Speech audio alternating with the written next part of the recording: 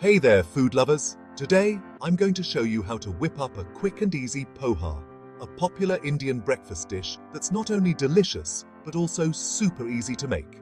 So, let's get started. First things first, you'll need some flattened rice, which is what poha is made from. It's light and has a wonderful texture that absorbs flavors beautifully. Make sure to buy a good quality one from your local Indian grocery store. Now, before we begin cooking, you need to wash the poha. Just run it under cold water until the water runs clear. Then, let it soak for about 5 minutes. This step is crucial because it softens the poha, making it perfect for cooking.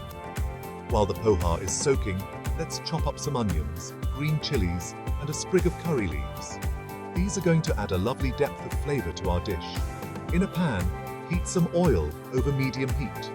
Once hot, toss in a teaspoon of mustard seeds and let them pop. This is my favorite part.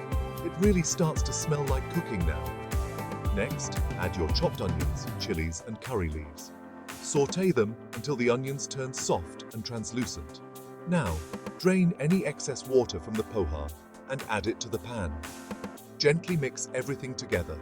To this, add salt to taste, a pinch of turmeric for that beautiful golden color, and a teaspoon of sugar to balance all the flavors. Cook for about 3 to 4 minutes, stirring occasionally until everything is well combined and heated through. And there you have it. Your poha is ready to serve. Sprinkle some chopped coriander and a squeeze of fresh lemon juice for that extra zing. It's perfect for a quick breakfast or a light evening snack. Enjoy your homemade poha and impress your family and friends with your cooking skills. Thanks for watching, and I'll see you next time with another delicious recipe. Until then, keep cooking.